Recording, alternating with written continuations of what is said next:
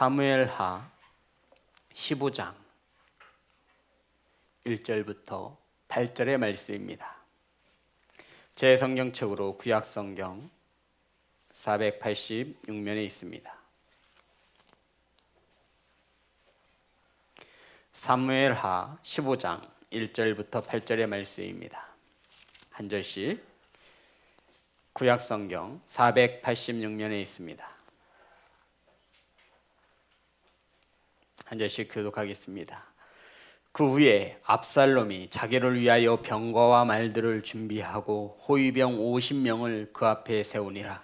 압살롬이 일찍이 일어나 성문 길 곁에 서서 어떤 사람이든지 송사가 있어 왕에게 재판을 청하러 올 때에 그 사람을 불러 이르되 너는 어느 성읍 사람이냐 하니 그 사람이 대답이 종인 이스라엘 아무 지파에 속하였나이다 하면 압살롬이 그에게 이르기를 보라 내일이 옳고 바르다마는 내 송사를 들을 사람을 왕께서 세우지 아니하셨다 하고 또 압살롬이 이르기를 내가 이 땅에서 재판관이 되고 누구든지 송사나 재판할 일이 있어 내게로 오는 자에게 내가 정의를 베풀기를 원하노라 하고 사람이 가까이 와서 그에게 절하려 하면 압살롬이 손을 펴서 그 사람을 붙들고 그에게 입을 맞추니 이스라엘 무리 중에 왕께 재판으로 청하러 오는 자들마다 압살롬의 행함이 이와 같아서 이스라엘 사람의 마음을 압살롬이 훔치니라. 4년 만에 압살롬이 왕께 아뢰되 내가 여호와께 서원한 것이 있사오니 청하건대 내가 헤브론에 가서 그 서원을 이루게 하소서. 당신의 종이 아람 그 술에 있을 때 서원하기를 만일 여호와께서 반드시 나를 예루살렘으로 돌아가게 하시면 내가 여호와를 섬기리이다 하였나이다. 아멘. 기도하겠습니다. 하나님 말씀을 선포합니다. 성령께서 붙잡아 주셔서 하나님의 말씀만을 바르게 선포할 수 있도록 역사하여 주옵소서. 말씀을 받습니다. 사람의 말로 받지 아니하며 하나님의 음성으로 들을 수 있도록 받을 수 있도록 성령님 일하여 주옵소서. 예수님의 이름으로 기도드렸습니다. 아멘. 앞으로만 인사 나누겠습니다. 사랑합니다. 축복합니다. 오늘 함께 은혜 나누실 말씀의 제목은 마음을 훔치니라. 따라하겠습니다. 마음을 훔치니라. 성도 여러분, 오늘 본문 15장을 바르게 이해하기 위해서 우리는 사무엘하 14장을 잠깐 이렇게 만지고 들어가도록 하겠습니다. 사무엘하 14장에 보면 아버지 다윗과 아버지 다윗 왕의 아들인 압살롬이 다시 재회하는 장면이 나타납니다. 압살롬은 자신의 여동생 다말을 성폭행한 이복 형제죠. 암논을 죽여버렸습니다. 이 일로 인해서 압살롬이 구슬로 도망을 갔던 것입니다. 이렇게 떨어져 있던 부자와 아버지 다윗과 아들의 모습이 너무너무 보기 좋지 않아서 그 다윗의 측근들이 가진 꾀를 내어서 이 압살롬을 예루살렘으로 불러들였습니다. 그리고 화해할 수 있도록 그런 분위기를 만들어 갔던 것이죠. 자, 우리 본문 1절 보겠습니다. 15장 1절 보면 그 후에라고 나와 있습니다. 그 후에가 바로 14장 33절입니다. 다 같이 합독합니다. 시작. 요압이 왕께 나아가서 그에게 아뢰매 왕이 압살롬을 부르니 그가 왕께 나아가 그 앞에서 얼굴을 땅에 대어 그에게 절하매 왕이 압살롬과 입을 맞추니라. 성도 여러분, 떨어져 있던 아들과 아버지가 다시 화해의 입맞춤을 한 것입니다. 이해되시는 거죠?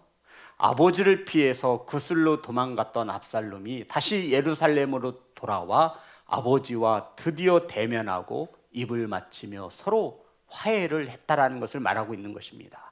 그리고는 사무엘하 15장에 그 후에 시작되는 거예요. 이 일이 있은 후에 아버지 다윗과 아들 압살롬이 화해를 청한 후에 이렇게. 그리고 1절 다시 한번 볼게요. 그 후에 압살롬이 자기를 위하여 병거와 말들을 준비하고 호위병 50명을 그 앞에 세우니라. 아멘. 성도 여러분, 아버지 다윗 왕과 귀양살이에서 풀려난 압살롬이 지금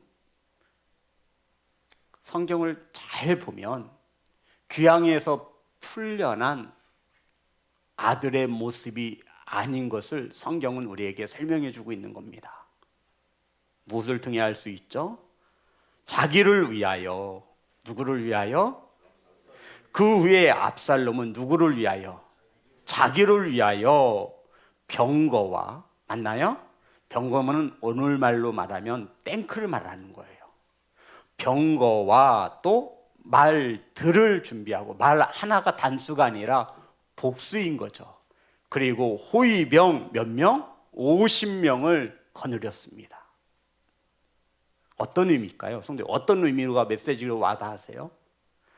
이제 귀양에서 풀려난 다윗 왕의 왕자의 모습이 아닌 것을 성경은 가르쳐주고 있는 거예요.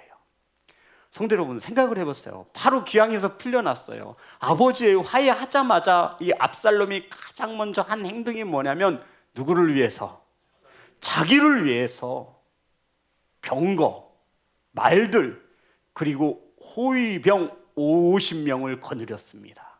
성도 여러분이 누가 봐도 한 나라의 다윗 왕의 왕자의 모습이 아니라 왕의 모습인 것을 우리는, 성경의 저자는 우리에게 가르쳐 주는 겁니다. 이것은 누가 봐도 귀양살이에서 풀려난 왕자의 모습이 아니라 어떤 이미지를 가지고 있다고요? 왕의 모습, 왕의 이미지를 우리에게 던져주고 있는 겁니다.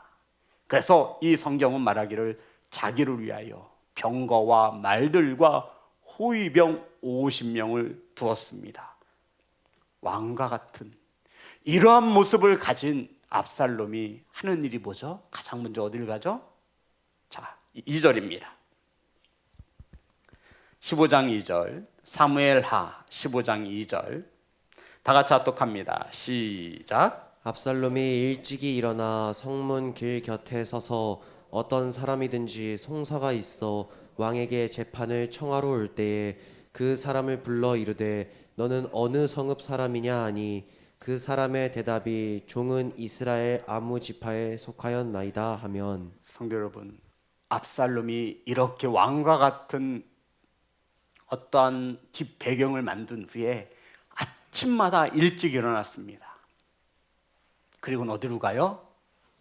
성문으로 가는 거예요. 성문 곁에 서서 다윗 왕에게 송사나 재판 받기 위하여 찾아가는 이들을 불러 모았습니다. 보세요.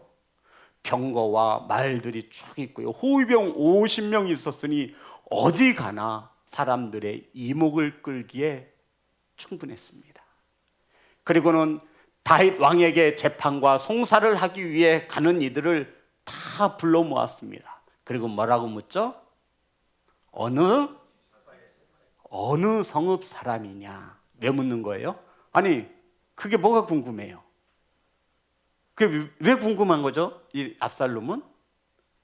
우리가 선거철에 보면, 대통령 선거나 보면 대선 후보자들이 선거를 할 때 각 지역을 돌아다닙니다.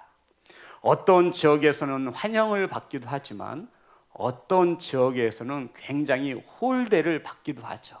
성도 여러분, 압살롬이 다윗 왕에게 찾아가는 송사나 재판을 받기 위해 찾아가는 사람들에게 너는 어느 성읍 사람이냐?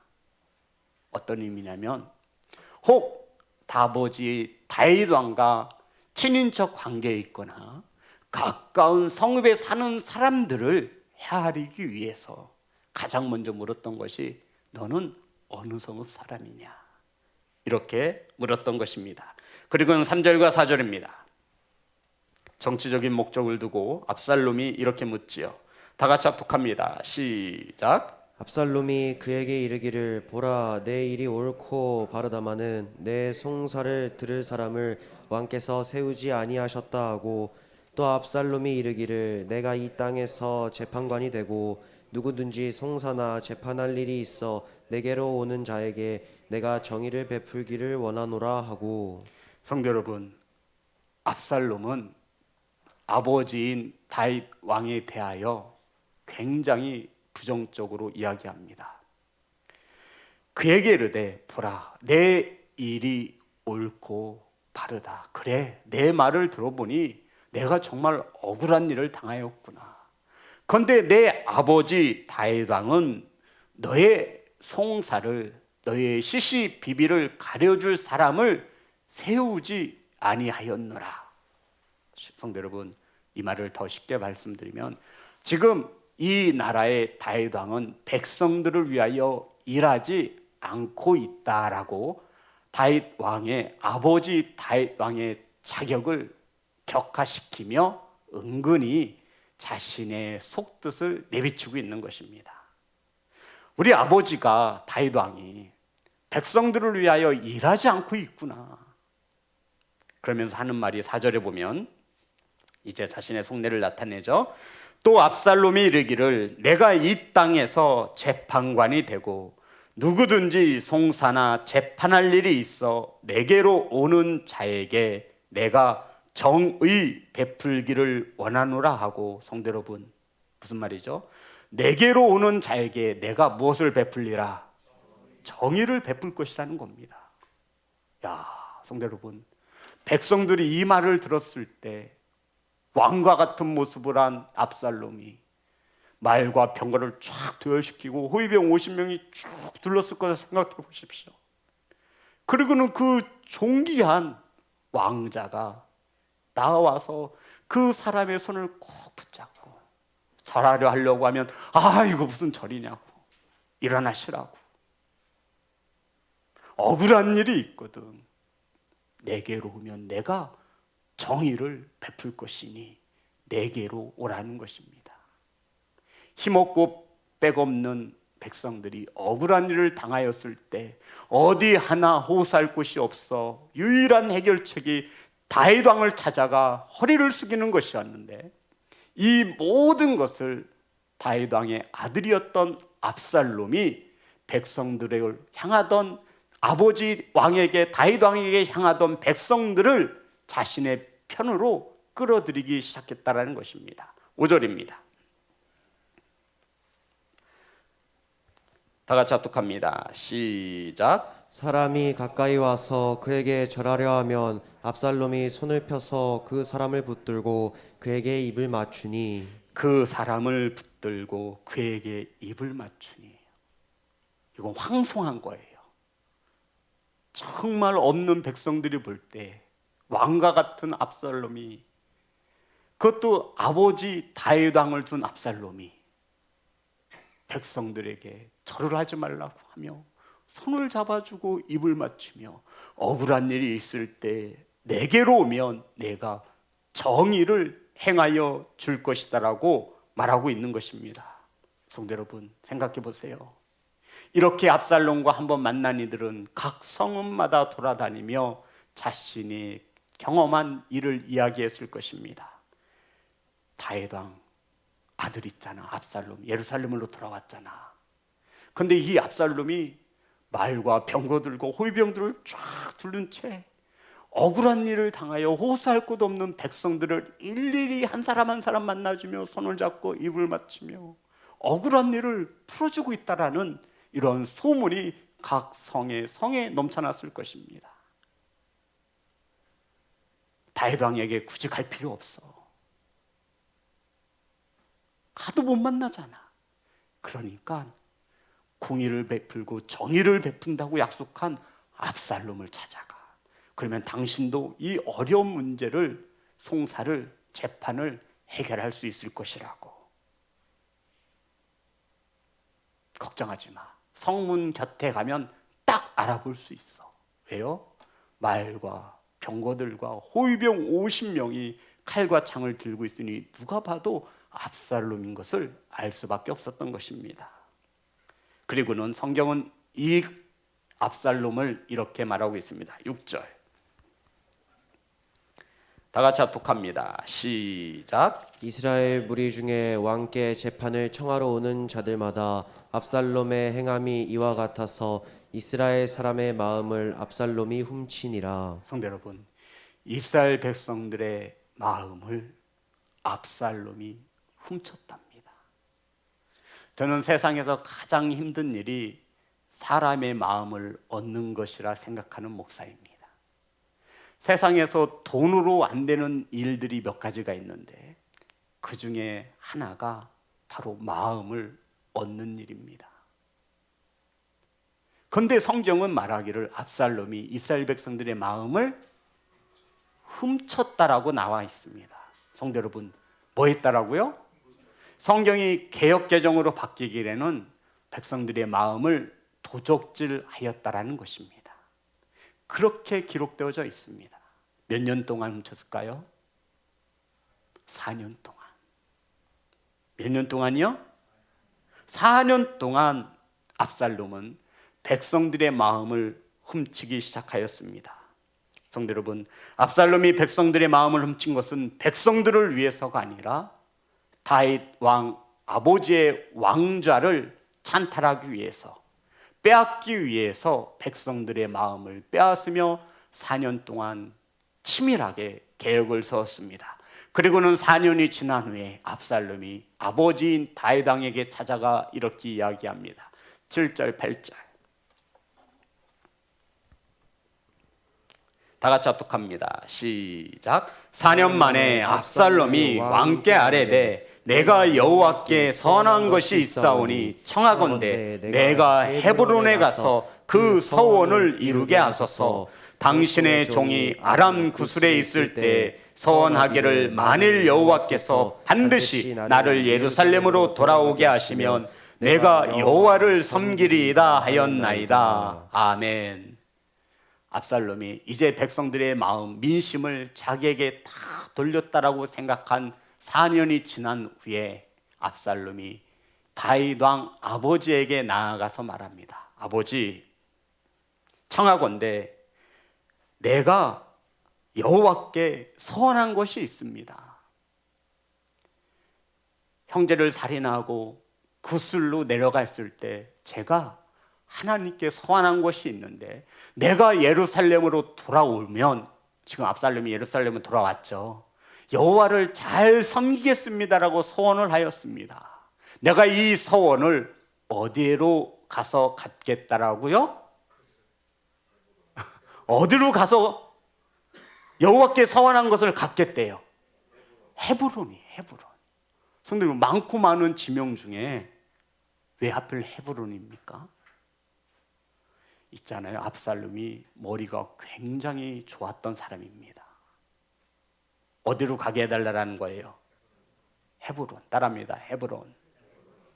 성도 여러분, 이 압살롬이 이복 형제 암논을 죽이고 숨어 지내던 구술에서 내가 하나님께 서원한 것이 있는데 내가 다시 예루살렘으로 돌아오게 하시면 하나님, 내가 하나님을 잘 섬길 것입니다. 하나님 앞에 서원했어요. 근데 그 서원을 어디에서 갚겠다라는 거예요? 헤브론으로 가서 그 서원을 갚도록 아버지 청하건대 허락해 주십시오. 다윗이 들어보니까 얘가 철들었네. 야, 자식, 하나님과 약속은 지켜야지, 서원한 것을. 그래, 헤브론으로 가라 허락을 해 주었습니다. 근데 성도 여러분, 많고 많은 지역 중에 압살롬의 머릿속에는 헤브론밖에는 생각이 나지 않습니다. 헤브론이 백성들의 마음을 훔치고 자신이 왕으로 설 수 있는 가장 좋은 장소였던 것입니다. 헤브론이 어떤 곳인지 아시죠? 헤브론은 다윗이 이스라엘의 통일 왕국의 왕이 되기 전에 헤브론에서 왕이 되었습니다. 몇 년 동안 헤브론에서 왕으로 헤브론 사람들을 다스리냐면 7년 동안 말이죠. 이 곳이 바로 헤브론이에요.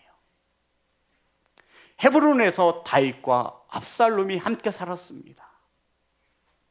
그런데 사울 왕이 죽자 이스라엘 장로들이 다윗에게 찾아와서 말합니다. 이제 사울 왕이 죽었으니 다윗이요, 헤브론의 왕이 아니라 이스라엘의 왕이 되어 주십시오. 그리고는 이 다윗을 어디로 데려가요? 예루살렘으로 데려간 거예요. 자, 이렇게 역사가 흐르는데, 그러면 헤브론 사람들 입장에서 한번 생각해 봅시다. 성도 여러분, 다윗 왕이 어쩔 수 없이 예루살렘으로 갔지만 원래는 어느 나라 왕이었어요? 헤브론. 다윗 왕이 우리를 어떻게 했다라고요? 버렸네. 그 어려운 시절을 함께 고생하더니 더 큰 나라의 이스라엘의 왕이 되고자 자기를, 헤브론을 버렸다라고 배신감에 아파하는 이들이 모여 있는 곳이 바로 헤브론이었습니다. 압살롬이 생각합니다. 어디 가야 아버지를 가장 대적하기 좋을까? 어디서 내가 왕이 되었다라고 선포하고 반동 쿠데타를 일으켜야 내가 왕이 될 수 있을까? 이제 백성들의 마음을 다 훔쳤습니다. 단 하나 남은 것은 자신이 어느 지역에서부터 시발점을 찾아 출발할 수 있을지를 고민했던 것입니다. 그곳이 바로 헤브론이었어요. 다윗 왕과는 적대적인 관계 속에 있고 다윗 왕의 아들 압살롬이라고 하는 혈통을 중시 여겼던 그곳에서 이 압살롬은 자신이 왕이 될 것임을 계획하고 거짓으로 아버지에게 내가 그술에 있을 때 서원한 것이 있는데 그것을 헤브론에 가서 서원을 지킬 수 있도록 아버지 다윗 왕에게 부탁을 했던 것입니다. 성도 여러분, 이렇듯 압살롬의 머릿속에는 아버지 다윗 왕의 자리, 왕권, 왕좌를 자기 것으로 만들고 싶은 그 생각 하나뿐이었습니다. 그래서 압살롬은 자신이 할 수 있는 모든 일을 합니다. 10절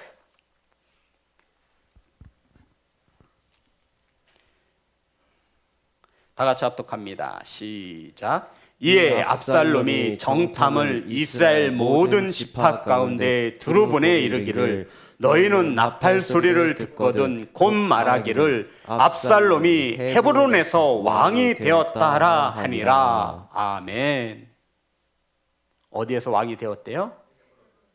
그런데 성도 여러분, 이 본문 말씀은 이스라엘의 역사적인 어떤 배경을 아는 이들은 절대로 이 문장에 동의하지 않습니다. 보십시오.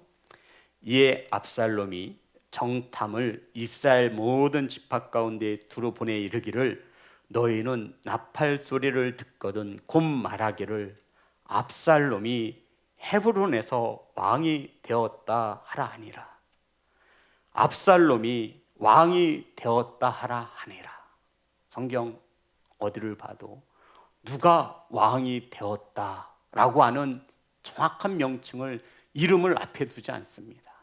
왜냐하면 이스라엘의 왕은 오직 하나님 한 분이기 때문에 그렇습니다. 그런데 지금 압살롬은 그것조차도 무시하며 자신이 마치 하나님과 같이 헤브론에서 이스라엘의 왕이 되어진 것처럼 왕이 되고자 못하는 일이 없던 자가 바로 압살롬이었습니다. 성도 여러분, 이렇듯 압살롬은 아버지의 왕의 자리를 빼앗기 위해서 물불 가리지 않습니다. 백성들의 마음을 훔쳤습니다.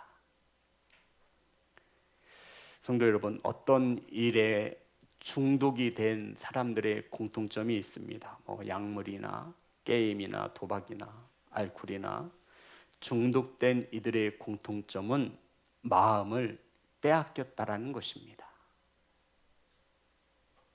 공통점이 뭐라고요? 마음을 빼앗겼다라는 겁니다. 마음을 도둑질 당했어요. 어떤 이들은 우상에게 마음을 빼앗긴 이들도 있습니다. 성도 여러분, 신앙생활은 마음을 지키는 것이라 해도 과언이 아닐 것입니다. 잠언 4장 23절입니다.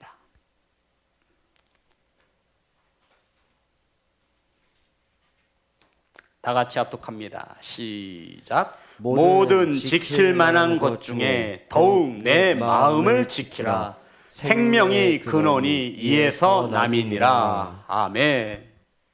모든 지킬 만한 것 중에 더욱 내 마음을 지키라. 왜요? 생명의 근원이기 때문에 그렇다라는 것입니다. 사랑하는 성도 여러분, 하나님의 말씀인 성경은 우리에게 말합니다. 마음이 생명의 근원이니 우리가 지켜야 할 것이 있는데 그것이 바로 마음이라고 말하고 있는 것입니다. 따라합니다. 마음 지키기. 성도 여러분, 새해에는 저와 여러분이 마음을 빼앗기지 않고 아멘, 도적질 당하지 아니하며 아멘, 우리의 생명 근원인 마음을 지킬 수 있기를 주의 이름으로 축복합니다. 마음 뺏기면 몸 뺏기는 겁니다. 몸 뺏기면, 마음 뺏기면 다 뺏기는 거예요. 사랑하는 예배자 여러분, 사랑하는 성도 여러분, 왕이 되기 위해서는 반드시 백성들의 마음을 얻어야 했습니다.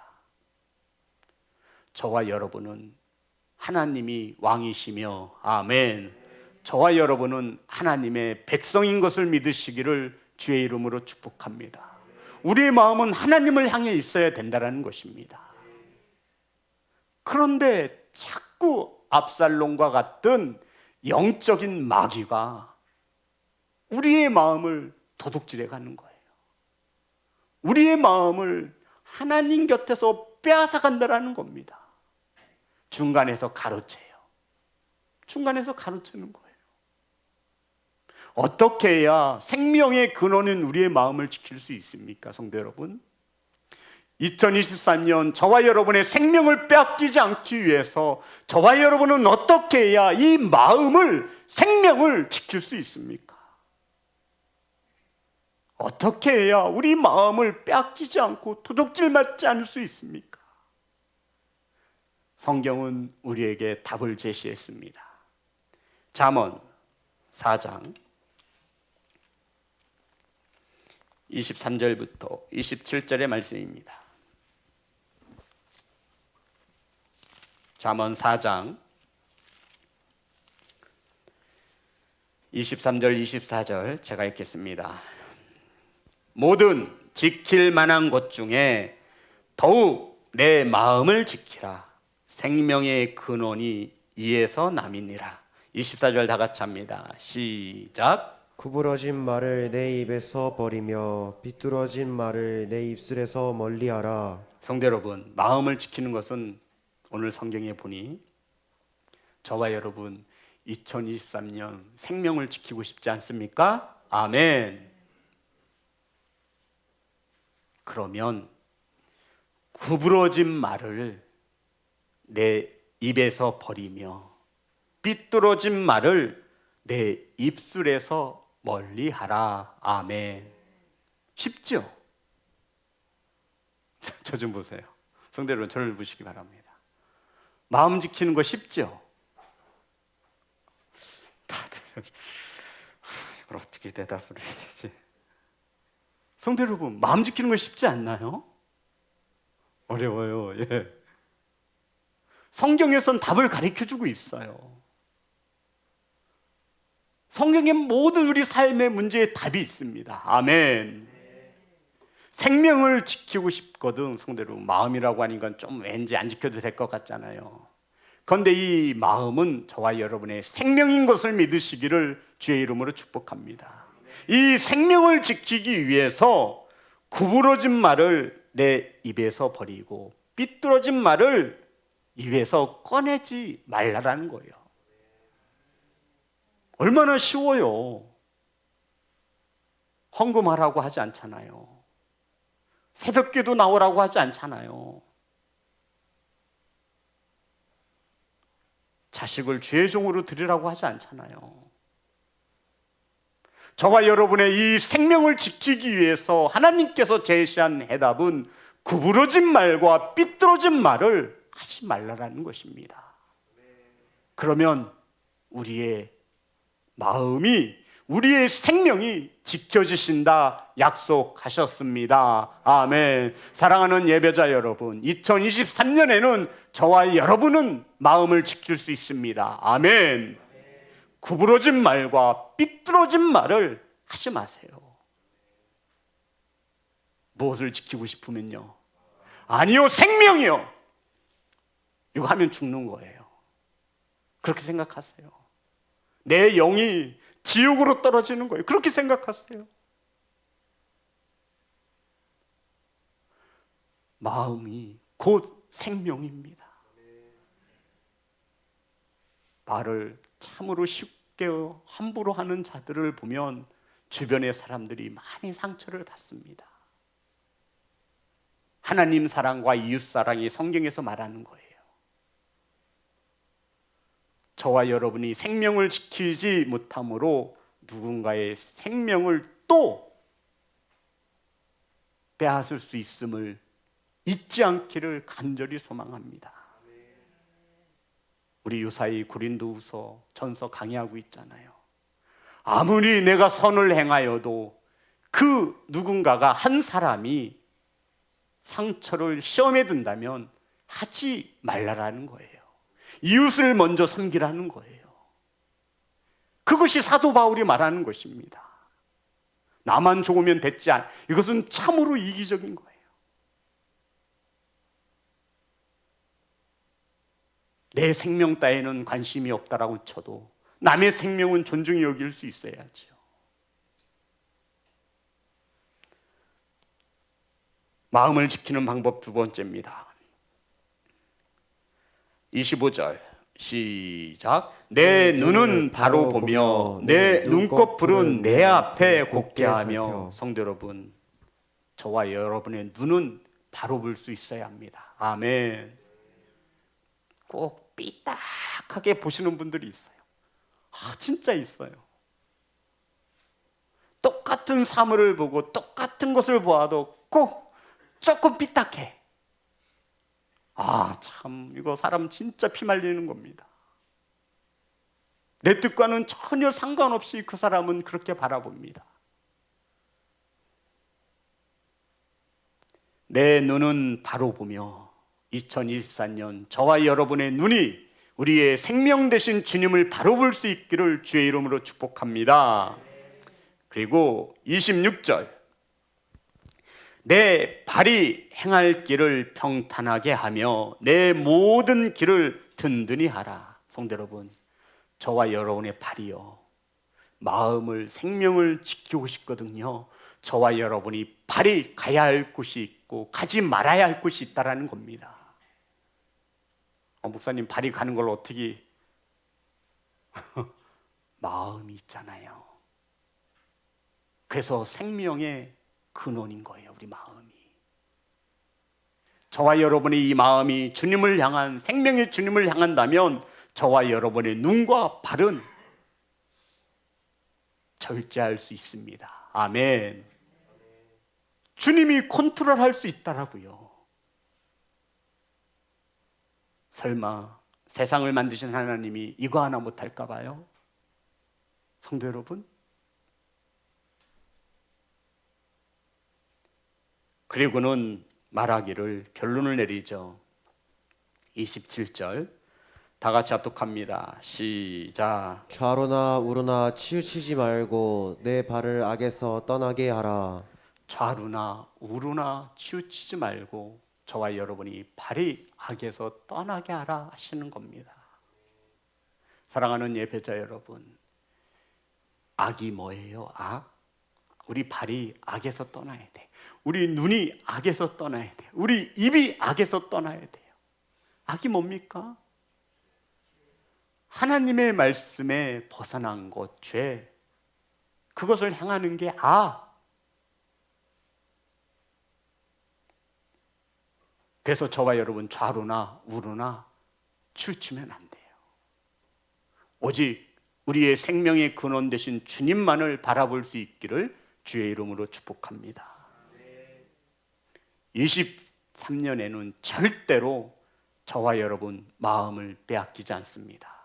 마음이 뭐라고요? 생명. 마음은 빼앗겨도 되고 생명은 안 된다라고 생각할까 봐 성경에 주님께서, 하나님께서 생명의 근원이 뭐래요? 마음이라고 하는 거예요. 마음 지키면 다 지킬 수 있습니다. 아멘. 좌루나 우루나 치우치지 마시고 저와 여러분의 마음이 우리의 생명 되신 주님께 향할 수 있기를 주의 이름으로 축복합니다. 사랑하는 예배자 여러분, 한눈 팔지 마세요. 2023년에는 더욱더 한눈 팔지 마세요. 팔아봤자 보여지는 것은 세상입니다. 우리 눈이 십자가를 보지 못합니다. 들려지는 것은 어떻습니까? 온통 세상의 소리입니다. 우리의 발길은 어디를 향하고 있습니까?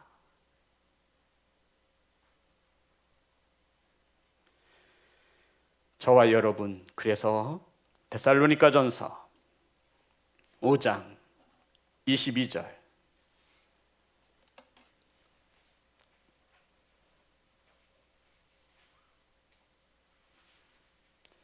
데살로니가전서 5장 22절 다 같이 합독합니다. 시작. 악은 어떤 모양이라도 버리라. 아멘. 삐뚤어진 말 악입니다. 구부러진 말 악입니다. 아멘. 저와 여러분 눈으로 바로 보셔야 합니다. 우리의 발은 죄악을 떠난 발인 것을 믿습니다. 좌루나 우루나 치우치지 마세요. 성도 여러분, 그러면 생명의 근원인 이 마음에다가 저와 여러분이 채워야 할 것이 있습니다. 디모데전서 4장 5절의 말씀입니다.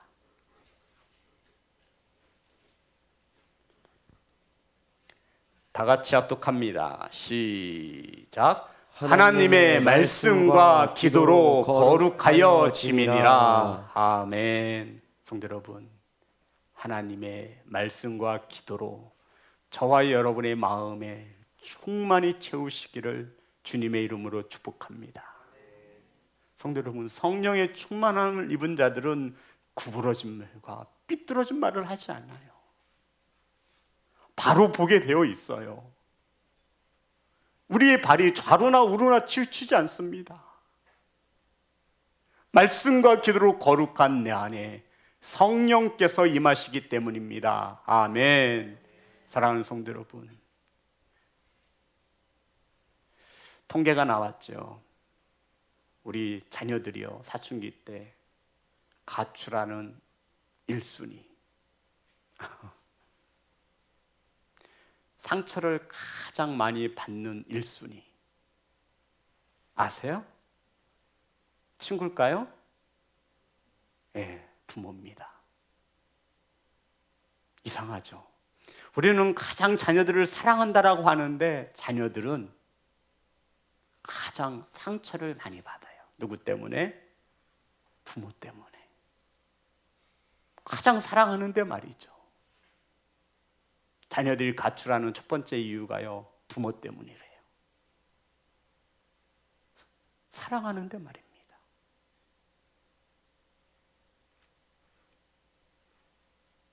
저도 며칠 전에 구부러진 말을 했어요. 삐뚤어진 말을 했습니다. 이거는 회개 안 할래야 안 할 수가 없는 거예요. 마음을 빼앗겼어요. 사랑하는 성도 여러분, 사랑하는 예배자 여러분, 악은 어떤 모양이라도 버리라 하시며 저와 여러분에게 생명의 근원인 마음을 지킬 것을 주께서 말씀하셨습니다.